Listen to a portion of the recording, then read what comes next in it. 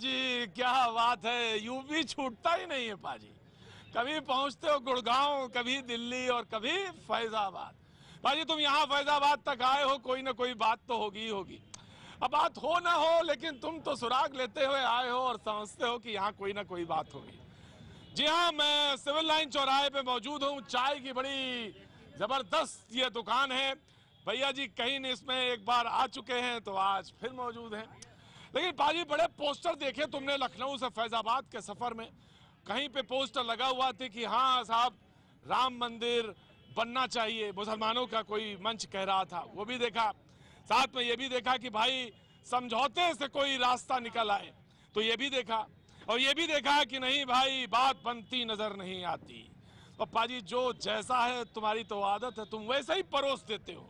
तो पाजी जो है जैसा है परोसो और फिर देखते हैं आगे बढ़ते हैं, फिर तारुफ कराएंगे। वैसे पाजी आज किसका किसका तारुफ कराओगे? अब फैजाबाद की जनता, अयोध्या के लोग, इनका कहां कहां तक किस किस का तारुफ कराओगे? लेकिन पाजी कुछ हाथ में नाम है मेरे, उनका तारुफ करा देंगे। लेकिन पहले ये रिपोर्ट देख लेते हैं और फिर बिरयानी कहोगे या कहो तुम्हारे घर में जो चावल है, तुम बिरयानी से आजकल कुछ और समझते हो और चावल से कुछ और समझते हो। बड़ा जब सवाल है भाई, और लोग मुस्कुरा देते हैं। तो पाजी मैं तो बिरयानी ही खाता हूं, तो मैं बिरयानी से एक चावल निकालूंगा और फिर पाजी बात शुरू कर दूंगा।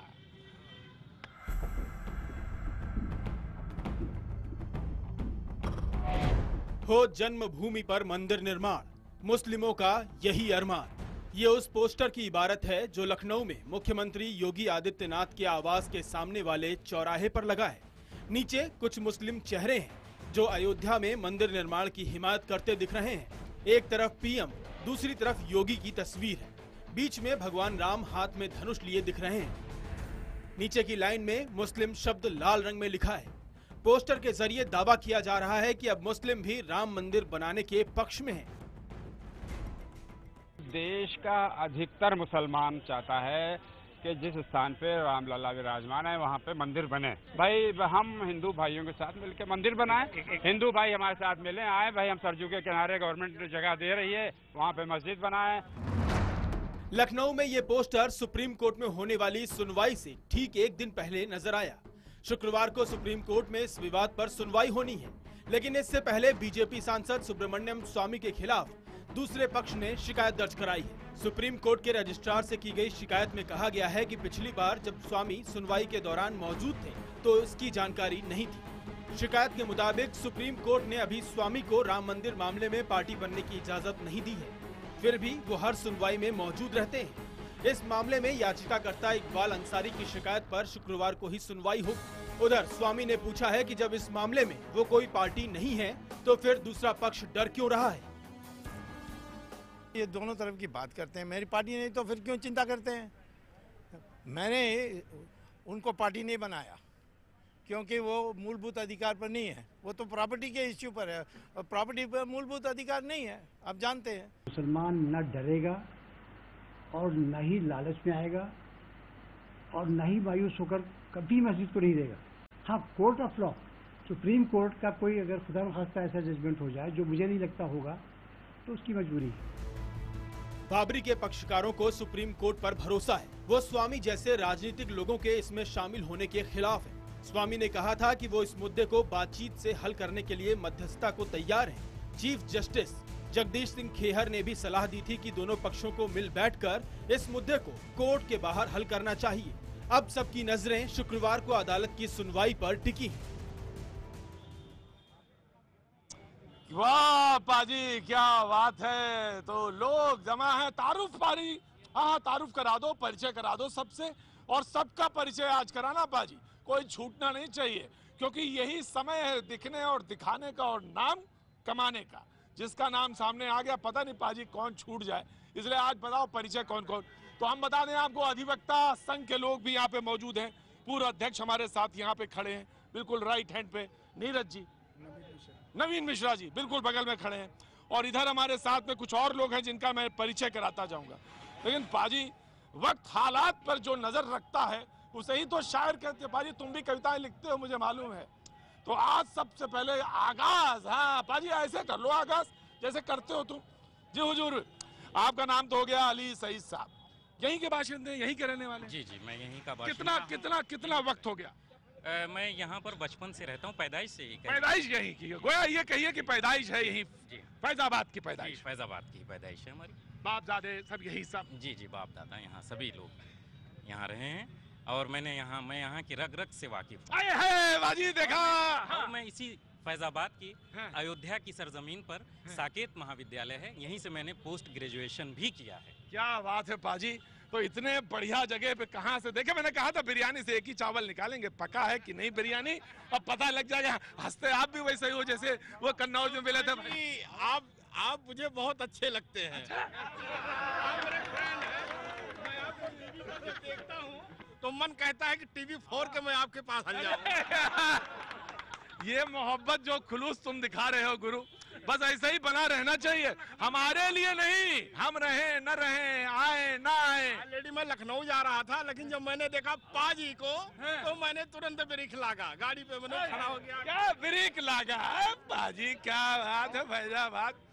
तो हुजूर, तो बिरयानी से जो चावल निकाला है वही बताएगा, रग रग से वाकिफ है, तो आप मुझे बताइए कि क्या हालात पे नजर, और कोर्ट कहती है कि आप लोग मिल बैठ के समझौता कर लीजिए और पूरा देश सुकून के रास्ते पे निकल पड़ेगा। पुराना जरूरी बात खत्म हो गई तो रख लेते हैं। जी जी, देखिए ऐसा है कि यहाँ पर मैंने शिलान्यास भी देखा होते हुए, मैंने यहाँ पर गोली चली वो भी मैंने अपनी आंखों से देखा, बहुत दहशत का माहौल रहा। मैंने यहाँ पर जब बाबरी मस्जिद शहीद हुई जब भी मैंने देखा, और ये फैजाबाद और अयोध्या तरक्की से बहुत दूर होता चला गया। अब कुछ ऐसा फैसला होना चाहिए जिससे हिंदू भी खुश और मुस्लिम भी खुश, और तरक्की के राह पे ये अयोध्या और फैजाबाद निकल पड़े। तो मैंने 4 पंक्तियां कही हैं, अगर आप कहें इरशाद। चार और कौमी यकजहती गंगा जमुनी तहजीब के नाम के आगाज करते हैं भाई। भाई ऐसे थोड़ी ना आगाज जब होता है तो ऐसे हाथ होते हैं, अब भाई बंधे हुए हाथ अच्छे लगते हैं। जरा ताली बजा दीजिए भाई, क्या बात है, तुम मेरे ही लिए बजाओगे हैं, जैसे लग रहा है कि हम ही लेके आए तुम्हें। जी जी, तो 4 पंक्तियां मैं अर्ज करता हूँ। इरशाद। हमारे मुल्क में फसलें बहार रहने दो, हमारे मुल्क में फसलें बहार रहने दो, मोहब्बतों को यूं ही बरकरार रहने दो, क्या बात है। मोहब्बतों को यूं ही बरकरार रहने दो। ये देश राम का, नानक का, सूफियों का है,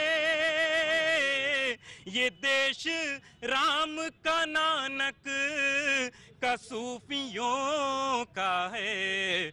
यहाँ पे प्यार है, आपस में प्यार रहने। क्या बात है, यहाँ प्यार है, प्यार रहने दो। क्या बात है हुजूर, मजा ला दिया आप। अब तो मैं कह सकता हूँ कि बात बन जाती है। कहिए राजीव जी। जी एकदम सही कह रहे हैं आप। तो फसाद जो था वो की बात ही नहीं करते, गोया बात यहाँ से शुरू करते हैं कि ये मसला हल कैसे हो। कोर्ट ने कह दिया, सुप्रीम कोर्ट ने कह दिया कि आप अपने लोग मिल बैठ के कर लीजिए। मैंने उन लोगों को तो नहीं बुलाया, मैंने आम शहरी को बुलाया है, और यही सोच के बुलाया है कि वो क्या सोचती है। राजीव जी आप एडवोकेट है, मैं जानना चाहता हूँ क्या सोच रहे हैं आप। मैं उधर आ रहा हूँ, उधर भी आ रहा हूँ मैं। माननीय उच्चतम न्यायालय के आदेशों का सम्मान करते हैं, किंतु माननीय उच्चतम न्यायालय ने जो ये कहा है कि आपस में आप बैठ के सुलह समझौते से बात करिए, ये बात प्राथमिक स्तर पे होनी चाहिए। आज वो स्तर नहीं है। माननीय उच्चतम न्यायालय को चाहिए कि गुण दोष के आधार पर इसका अविलंब फैसला दें, विशेष पीठ गठित करके दिन ब दिन सुनवाई करके इस मसले का तुरंत हल निकालें। आपको लगता है कि आउट ऑफ कोर्ट सेटलमेंट जरूर, मतलब ठीक नहीं, पॉसिबल नहीं है। नवीन जी पॉसिबल नहीं है, out of court settlement possible नहीं है साहब। जनता चाहती थी कि इसका हल जो है वो आपस में निकल जाए, लेकिन ये जो नेताओं जिनको अभी जनता ने धूल चटाया है, इन्हीं के कारण ये मुद्दा हल नहीं हो रहा था। और मैं ये बार बार कह रहा हूँ, ये मुद्दा कोर्ट के बाहर ही हल होगा, और मेरे मुस्लिम भाई कहेंगे स्वेच्छा से कि मैं वहाँ राम मंदिर बनाना चाहता हूँ। तो हुजूर आली का नाम क्या हो गया? दिनेश जायसवाल जायसवाल साहब, जब इतने हक से बोलते हैं तो मुझे बहुत अच्छा लगता है। जब ये हक दिखाते हैं तो लगता है कि नहीं ये इसी मिट्टी के हो जायसवाल साहब हैं। लेकिन जब आप दिखाते हैं तो कुछ देना भी पड़ता। तैयार हो देने के लिए? बिल्कुल देना है। क्या देना है? इस देश ने कभी किसी को निराश नहीं किया है। ये भारत देश है और सबको मालूम है, पूरी दुनिया को मालूम है। तो ये गिव एंड टेक या देना या लेना या समझौते का रास्ता निकालना, बड़े बुजुर्गवार बैठे हैं, मैं क्या बोलूं। तो तमाम रास्तों के बीच में ये रास्ता निकलेगा, कैसे निकलेगा, यही बात करने के लिए फैजाबाद आए। वक्त छोटे से ब्रेक के बाद हम फिर हाजिर होते हैं। और भैया जी कहाँ जाएंगे? फुटपाथ पे चाय पीते हैं और यही रहते हैं।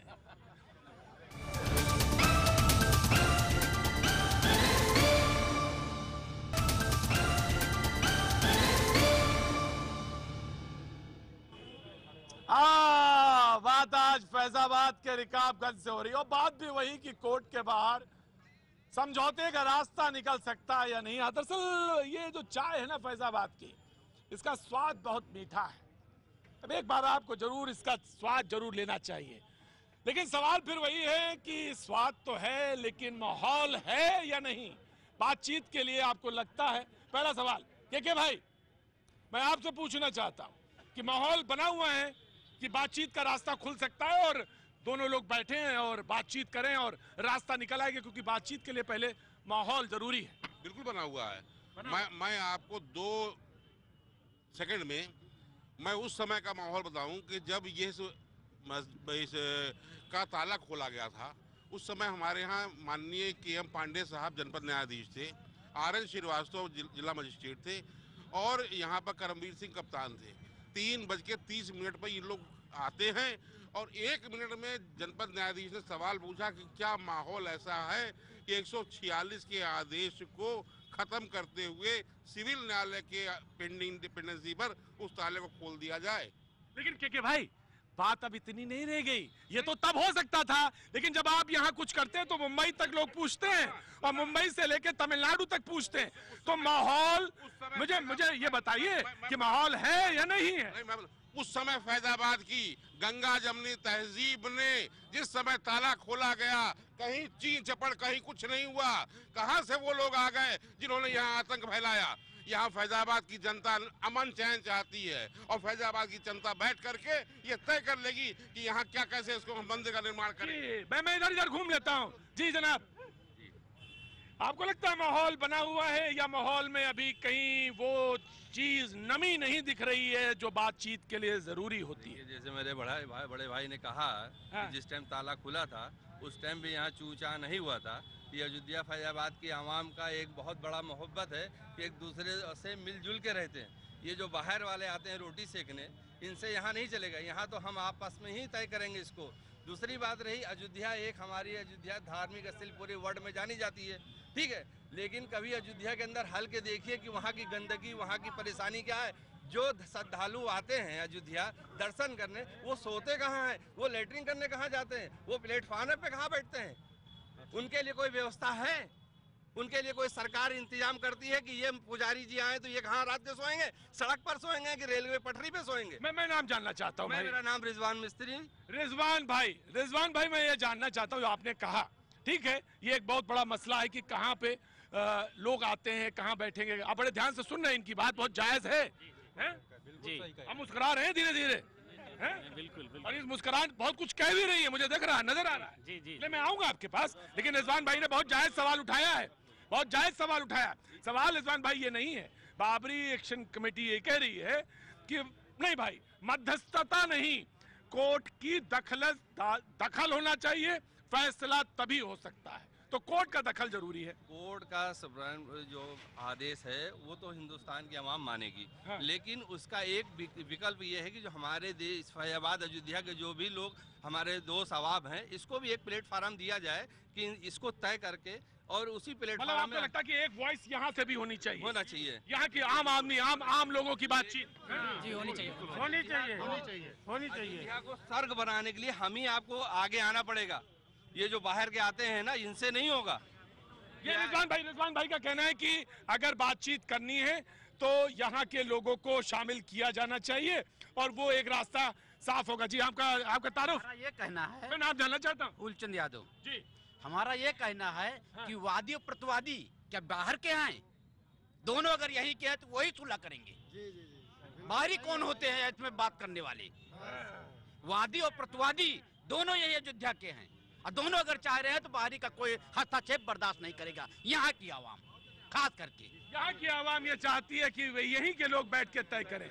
जी, लेकिन वहाँ पे तो लखनऊ में जो ताकतें हैं, दिल्ली की जो ताकतें हैं, दोनों तरफ की, वो कहती हैं कि जल्दी जल्दी है। उनको यहाँ की जनता ने 10-20 साल के लिए धुतकार दिया है, अब वो वापस नहीं आएंगे। जिन्होंने हिंदू मुसलमान को गोली चलाकर बांटा है और नाजायज लोगों को दंगों में फंसाया है समाजवादी पार्टी ने, वो 15-20 साल लाक नहीं सकते। देखिए मैं पॉलिटिकल फ्रेम में नहीं जाना चाहता कि मैं तो बातचीत के सिलसिले को जी हुजूर जी मैं नाम जानना चाहता हूँ। मिसबाहुर रहमान खान जी, मोहम्मद मिसबाहुर रहमान खान साहब। जी मिसबाहुर रहमान साहब। फैजाबाद है, फैजाबाद का मसला है बाबरी मस्जिद का या राम जन्मभूमि का। यहाँ के लोग जो हल नहीं कर पाएंगे, बाहरी कोई लोग हल नहीं कर सकते। भाई बुरा मत मानिएगा, एक बात कह दूं मैं, आप नहीं कर पाए इसलिए पूरे मुल्क, आप नहीं कर पाए, आप नहीं कर पाए इसलिए पूरे मुल्क में ये हालात बने। आपको लेते तो काहे का दिक्कत थी? बाहर के लोगों ने इसको वहाँ तक पहुँचाया है, यहाँ के लोगों ने नहीं पहुँचाया। ना यहाँ कभी लड़ाई हुआ ना दंगा हुआ, यहाँ के लोगों ने कभी लड़ाई नहीं पसंद किया है और यहाँ के लोग हल कर सकते थे, लेकिन इसको बाहर के लोग, कोर्ट तो ये कहती है कि आपस में कोर्ट ने हमको दिया है पावर, बाहर के लोगों को नहीं। अगर हम लोग नहीं तय कर पाएंगे तो बाहर के लोग कभी नहीं कर सकते। यादव जी चले गए क्या? यादव जी यहाँ पे खड़े थे, यादव जी ने कहा वादी प्रतिवादी यहीं के हैं तो हम भी लोग तय करेंगे। जी हम लोग नहीं कर पाएंगे तो बाहरी कोई नहीं कर सकता है। तो आपको लगता है कि लोगों का दखल ना हो, यहाँ के लोग हों, हल हो जाएगा सारा मसला। नहीं बात तो सही है, बिल्कुल सही कह रहे हैं। नहीं बात तो सही कह रहे हैं, लेकिन बाबा जी बातचीत कहाँ से शुरू हो? सवाल ये है कि ये टाइटल का मसला है तो जमीन तो बांटी गई 3, लेकिन मामला तो नहीं हाई कोर्ट से सुप्रीम कोर्ट चले गए। तो कहाँ से, कौन सा फ्रेम हो जहाँ से ये तय माना जाए कि यहाँ से बातचीत हो सकती है? देखिए, जब भक्ति और भाव, जैसे अभी हमारे योगी जी मुख्यमंत्री बने हैं, समाज में लिखा है गोस्वामी जी ने कि माना एक भगत कर नाता। जिस समय भक्ति भाव से ये संसार चल रहा था, उसमें कुछ अराजक तत्वों ने राम जन्मभूमि के मसले को हवा जैसे उड़ा करके और ये ऐसा बना दिए कि जो सुलझ नहीं पाया। आज हमारे मुख्यमंत्री योगी आदित्यनाथ जी सीट पर बैठे हैं तो माना एक भक्त का नाता, भक्ति भाव के एक महंत हैं और सबको साथ में लेकर भक्ति भाव से उस मंदिर को ही नहीं, पूरे सारे देश के जितना भी मुद्दे हैं वो सुचारू रूप से सुलझाने में लगे हुए हैं। और सभी पार्टियों से नहीं, लेकिन हिंदू और मुस्लिम दोनों पक्ष अगर जो बैठकर आपस में समझौता करेगा तो उसका जो है कोई न कोई रास्ता हल नहीं। सवाल तो इसी बात का है, जो मैं आ रहा हूँ हुजूर, सवाल तो इसी बात का है कि बातचीत कहाँ से शुरू हो। जी मैं आ रहा हूँ पांडे जी, मैं आ रहा हूँ। सवाल इस बात का है कि कहाँ से बातचीत शुरू हो। एक बार तो कोर्ट ने फैसला दे दिया, उसके बाद अब की जनता ने प्रचंड बहुमत दे दिया। अभी भी देखिए, दो चीजें एक साथ मिलाइए मत, दो चीजें एक साथ मिलाइए मत। नहीं, आप पहले दूसरी बात वापस ले लीजिए। अब आप कहिए बात। भाई मैं ये तो भैया जी कहीं जब मैं कर रहा था तब मैं पूछा, तब तो बोलते नहीं थे, तब ये बता देते कि क्या बोलेंगे। आज बोल रहे हो। तीसरी बात, राज्यसभा से कानून बन के आएगा तब मंदिर बनेगी। नहीं तो वो तो, ये तो एक मसला, ये तो कही जा रहा है कि भाई आप बना लीजिए, वहां से कानून बनाइए, उसके बाद करा लीजिए। लेकिन अब तो एक जहाँ पे हम रुके, नहीं बैठिए, कानून बन के आएगा। नहीं, आपसी बातचीत से कभी मसला तय भी नहीं हो पाएगा, या कोर्ट के जरिए तय हो पाएगा या कानून बना के तय हो पाएगा। कभी प्रेम व्यवहार बना रहे वही ठीक है, ये आपसी बातचीत से कभी ये मसला तय हो ही नहीं सकता। और लोकल लोग चाहते हैं क्या मंदिर बने, लेकिन धर्म गुरु जो हैं वो नहीं बनने दे रहे हैं। भैया जी ये देखो, यहाँ हाथ रखा है, यहाँ क्या ना, हाँ चप से हाथ रखा है। कैसे हाथ रखा है? चप से हाथ रखा है। तो कौन नहीं बनने दे रहा हुजूर? धर्म गुरु। नेता लोगों का भी उसमें रोल है। क्या बात है भैया जी, नेता लोग तो सवाल है कि धर्मगुरु बनने नहीं दे रहे और नेताओं का भी उसमें हाथ है। रह गए, राम की राजनीति करने वाले कहाँ पहुँच गए? जी हाँ, ना लड़ाई क्यों करते हैं? लड़ाई क्यों करते हैं? आइए, लड़ाई क्यों करते हैं? खड़े होइए। सवाल वहां से आया कि धर्मगुरु बनने नहीं देना चाहते और ये बातचीत का रास्ते को सफल भी होने नहीं देना चाहते। नेता भी कुछ हासिल है, नेता भी उसमें जिले। सवाल कुछ लोगों ने ये कहा कि आप लोग बातचीत से मसला नहीं सुलझा पाएंगे, कोर्ट ही एक रास्ता है या कानून बना दिया जाए। लेकिन कोर्ट कह रहा है कि संवेदनशील मसला है, इसलिए बैठ के मिलजुल के इसको हल करिए। मैं आपका जाना हिंदू महासभा से मनीष पांडे, हिंदू महासभा। मनीष पांडे जी, देखिए सर, आप 2 मिनट का समय दीजिएगा इसमें, और मैं स्पष्ट कहना, समय जितना ले लीजिए, कोर्ट तो करी, बाद मिल के तय कर लीजिए। हम क्या अरे मैं क्या पिद्दी और पिद्दी का, अरे मैं क्या पिद्दी का शोरबा जी। देखिए ये जो बातें सारी हो रही हैं यहाँ सुलह समझौते की, मैं एक सिरे से इसको नकारता हूँ। देखिए सुनिए भाई साहब हटिए, राजीव भाई थोड़ा सा, ये सारी बातें नकार रहे हैं जी। सुलह समझौते का कोई औचित्य नहीं है। 2010 का फैसला, सितंबर 2010 का फैसला आप देखिए, उसमें तीनों जजों ने माना है कि वहां पर राम जन्मभूमि है, पहली बात। उसके बाद धर्मवीर शर्मा जी का स्टेटमेंट आप देखिए, उन्होंने कहा है कि 167 मैंने साक्ष्य सबूतों को देखा है और उसके बाद ये फैसला लिखा कि वो जन्मभूमि राम जन्मभूमि है, उसे तुरंत हिंदुओं को सौंप देना चाहिए। तो जब हाई कोर्ट का जज ये कह रहा है तो फिर बाकी सुलह समझौते की बातें कहां से हो रही हैं? जबरदस्ती की बातें हो रही हैं इसमें।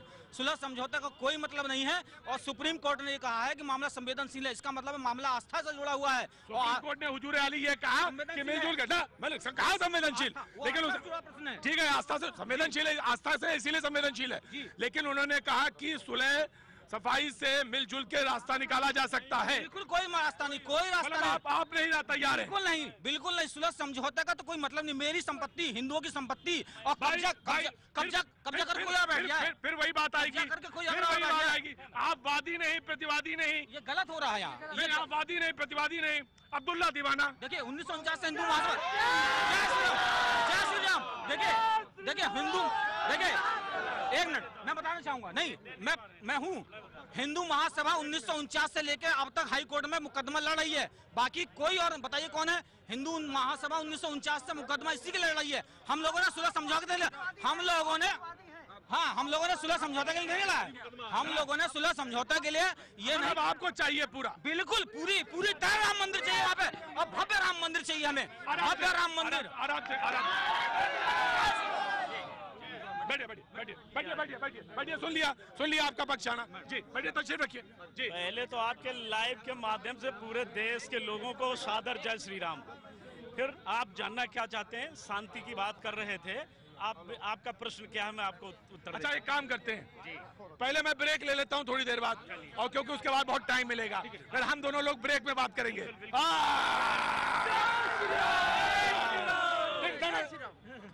ये किनारे लाइन से कोई सवाल मैं आ रहा हूँ। सवाल इस बात का था, मैं तो लाइन में आइए। सवाल इस बात का था कि मिलजुल के रास्ता निकाला जाए, ये बात कोर्ट ने कही। ये हाँ जी मैं खड़ा कर रहा हूँ, सिंह साहब को खड़ा कर रहा हूँ, जिला पंचायत से सदस्य हैं जी। भाई सवाल इस बात का है कि एक पक्ष को आपने अभी सुना, बिल्कुल तैयार नहीं है, और कहीं ना कहीं वो इतने एक जगह आके इतने जकड़ गए हैं कि वो इंच भर भी हिलना नहीं चाह रहे। ऐसा इधर भी है, ऐसा उधर भी है। यहाँ फैजाबाद अयोध्या के लोग, हाँ, कोई ये नहीं चाहते कि किसी तरह से खड़े होंगे। एक मिनट, आप ऐसे नहीं खड़े होंगे जैसे खड़े थे। हटिए जी। यहाँ का जितने लोग यहाँ पे खड़े हैं या बैठे हुए हैं हमारे साथी, कोई एक आदमी ये नहीं चाहता कि यहाँ फैजाबाद में मंदिर या मस्जिद के नाम पे कोई विवाद हो, कोई झगड़ा हो। सारे लोग ये चाहते हैं, और फैजाबाद की धरती, अयोध्या भगवान राम की धरती, अशफाकुल्लाह की शहादत की धरती, यहाँ पे गंगा जमुनी की तहजीब सारे लोग कायम रखना चाहते हैं।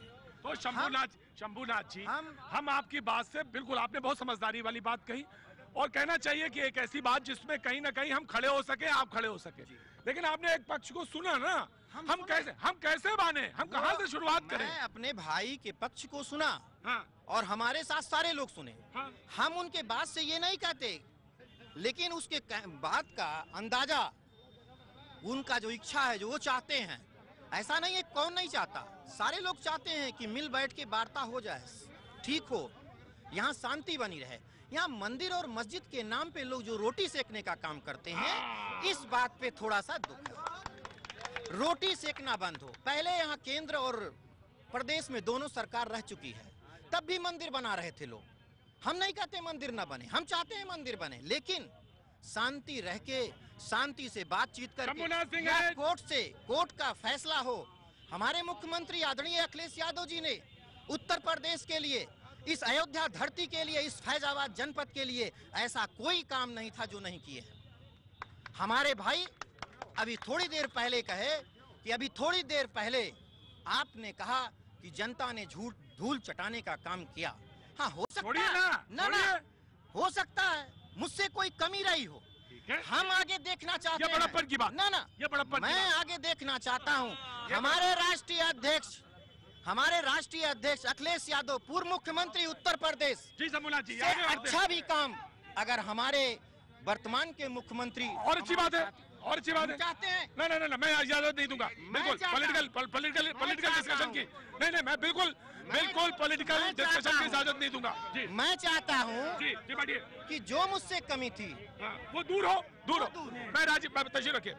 शंभुनाथ जी जिला पंचायत के सदस्य हैं जी। मैं के भाई आ रहा हूँ। मैं राजीव क्या बोले थे? प्रतीक जी, ये राम मंदिर का अस्तित्व हमारे राष्ट्रीय हित का अस्तित्व है।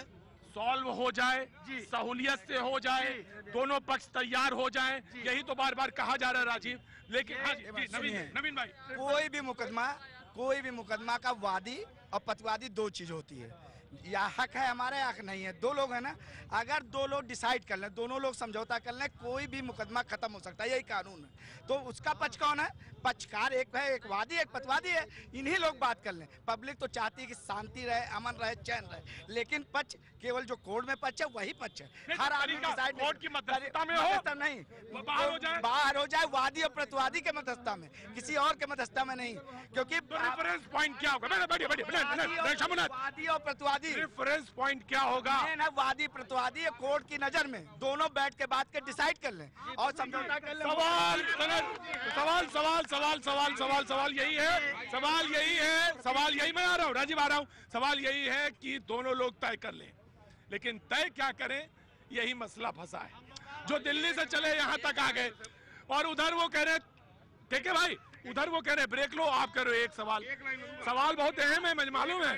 वो अगर मान जाए तो आप मसला हल हो सकता, वो मानेंगे नहीं और वो ब्रेक लेना पड़ेगा। वो मानेंगे नहीं के भाई, वो मानने वाले नहीं है। वो मान लेते तो अब मसला हल हो गया होता।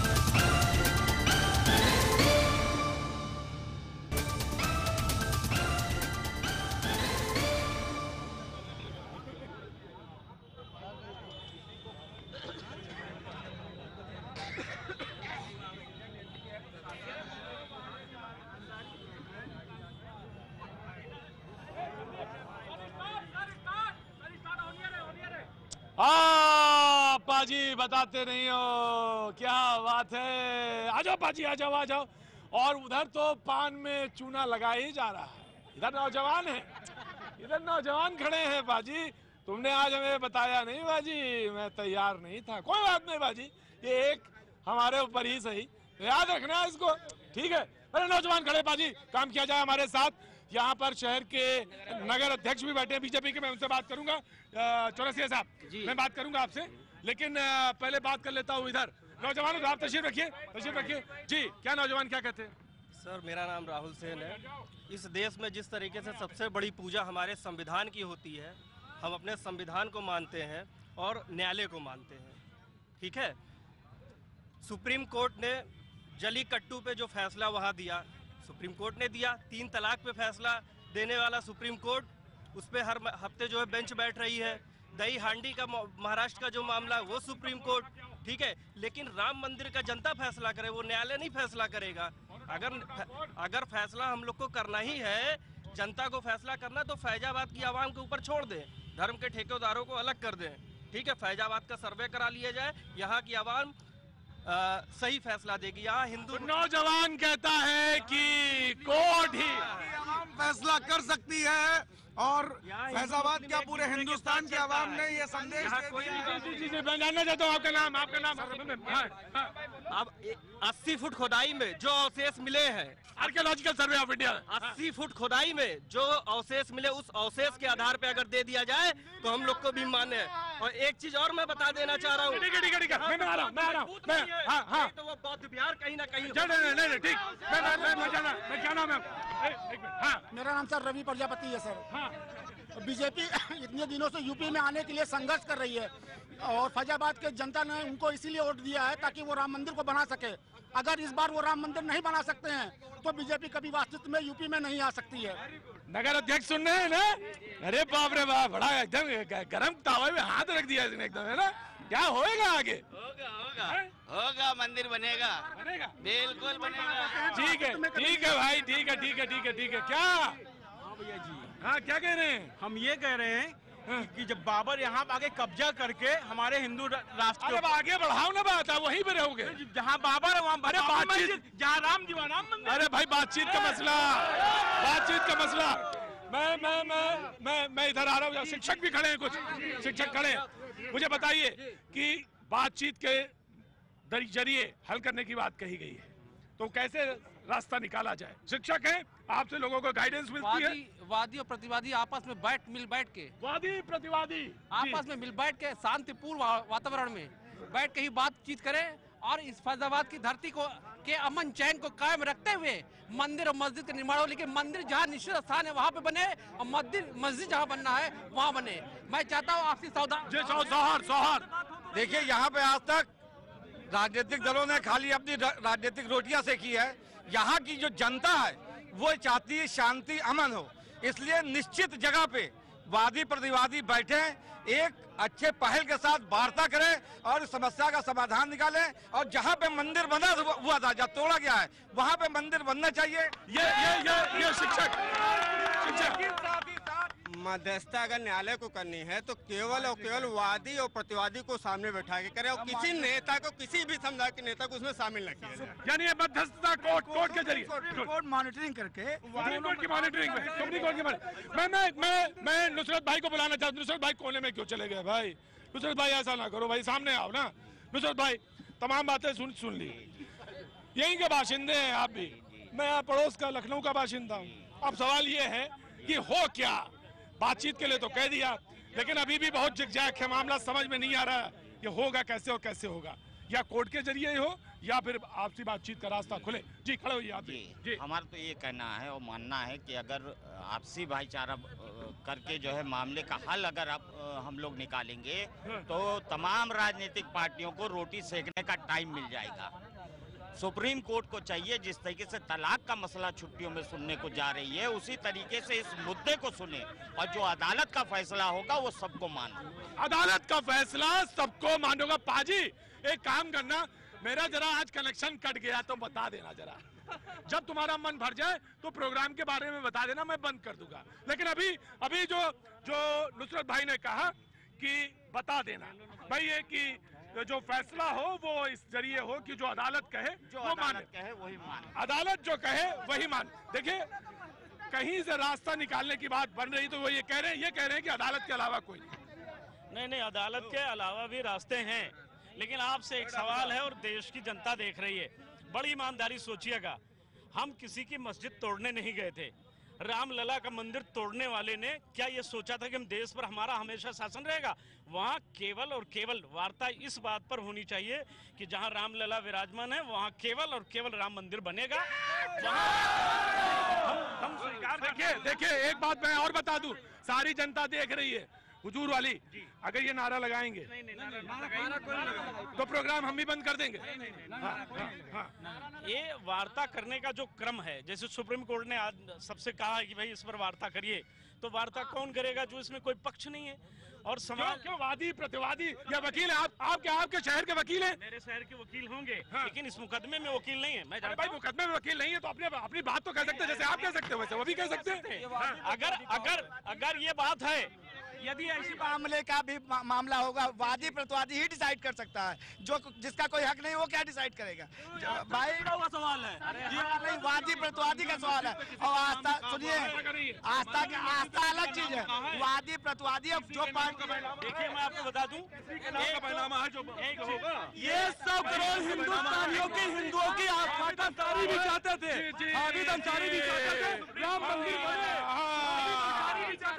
और उधर तैयारी आर पार की भी है और वहां पर मौजूद है। लेकिन ये मसला इतना आसान नहीं है भाई, बाजी इतना आसान नहीं है। फिर आना पड़ेगा, आपको लौट के आना पड़ेगा। आज बस अभी इतना, और उधर आर पार की तैयारी में वो है।